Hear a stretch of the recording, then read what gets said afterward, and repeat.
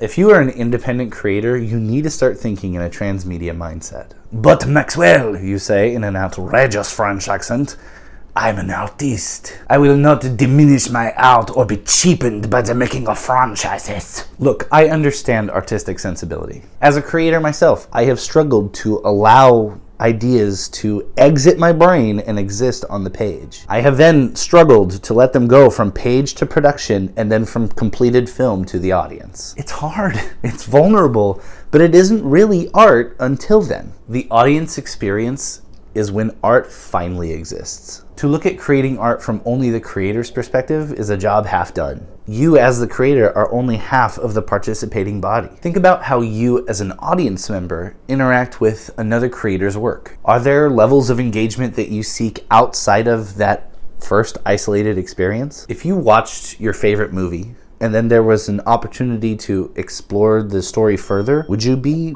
interested, intrigued, inspired, nay, incentivized to act? Try to keep the audience or fan perspective in mind when you create so that you can curate a great experience. What does the audience want? And how can you deliver that? Now you can drop the French accent and say, well, my story world isn't suitable for transmedia storytelling. And to that I say, some story worlds aren't. If your short film is about a toddler who's learning how to pour a glass of water without spilling, that can be a very entertaining story, but it doesn't necessarily set the groundwork for a mega franchise. But I am certain that not every single idea you have or every film in your filmography is that limited. I had trouble coming up with just one idea that doesn't have any potential for story continuation, and I use that as the example. And even then, given a few minutes, I could totally figure out how to turn that story into multiple interesting stories. And you know what? So can your audience. Fan sites, theorist channels, discussion forums, podcasts. You cannot wholly predict all the ways in which your audience will interact with your story. The smartest and most successful creators, in my opinion, are the ones who not only understand their audience, but can pivot when they do something unexpected. You see this a lot in TV shows that have multiple seasons. If you finish a show with like 8 seasons and then you go back to the first episode, you're bound to find differences in overall feel, whether that's tonally, stylistically, or even the direction that the story is headed. Sometimes it takes good initial reception for a showrunner or a production company to really lean into the concept. And if you can get fans to talk about it online, they will tell you exactly what they want. Now, of course, we all know you can't please everybody, nor should you try, but completely disregarding a fan base is also a seriously bad move. And if you need help getting started, reach out in the comments or on my website. I get a lot of people saying, yeah, in theory, this all sounds great, but in application, that sounds very difficult. And well, that's because it is. Or at least it can be. Fortunately, though, at the independent level, you can control how difficult it is by how much you try to create. If your franchise is a slow burn and you're not producing multiple things simultaneously, you could prevent yourself from burning out. And as you grow your franchise, you might pick up some full-time hires or partners along the way. So that heavy burden is shouldered by many and not just yourself. It's a lot of work, and it is absolutely difficult. But it's going to be difficult either way. Whether you try to make it in the industry through making multiple unconnected films, or by weaving a multi-platform interconnected narrative, it's going to be hard. But which path do you think has the better chance? Let me tell you a quick story. One time, my wife and I were, as we often are, sitting down watching a show together.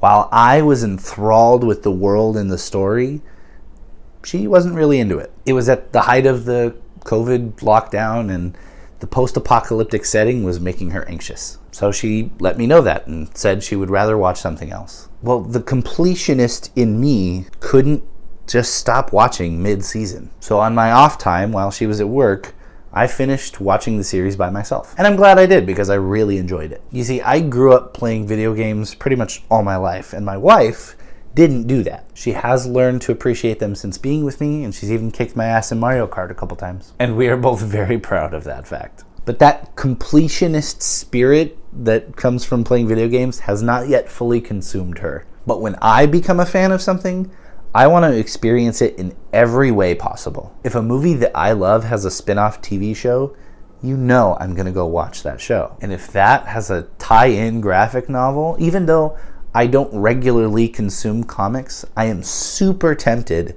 to buy it because I have this insane desire to complete that narrative. So when you think of a transmedia model, think of it as playing a game with your audience. Only the most hardcore fans play a game to its fullest extent, and that's the audience you want to be interacting with. Those fans, your hardcore fans, are going to be your biggest metric for success. So all of this to say, when you are looking into the future of your career in the entertainment industry, who do you want to be? Another artist with a potentially great filmography, or an artist who knows how to curate a narrative experience, that understands the behaviors of a diehard audience, and who can not only capture their attention, but hold on to it for decades. Either way, there's a long and challenging road ahead of you. So no one really needs transmedia in order to be a creative person. But career creatives understand that the entertainment industry is a business. And the transmedia model is a powerful tool for the people who know how to use it. I'm really just trying to make you cringe in this episode is what I'm doing. You are succeeding tenfold. Oh damn, I got that word perfect. Fuck yeah. In a way, I suffered more than you did. You did. This is a closed set. I can't believe that worked. Were you looking at your toes and making sure that they looked normal by comparing them to each other? First of all, yes. But secondly, I realized that this toe, just this one, not this one on the other side, when I flex it, it looks like the Michelin Man. How did I clock that? I Sherlock Holmes did that shit. Such cute toes. Stop talking bad about your body. I love your body. It wasn't my body, it was my toes. Your toes are part of your body. Are they? I let you have a joke once in a while. Hold for quotes. This is the part where I would do like the ad break and be like, come do this with me. Twice. Three times! 3 times. I beat you at 3 different races, 2 of which were on 100cc. And it was free. Alright, let's finish this fucking episode. Okay, I'm sorry.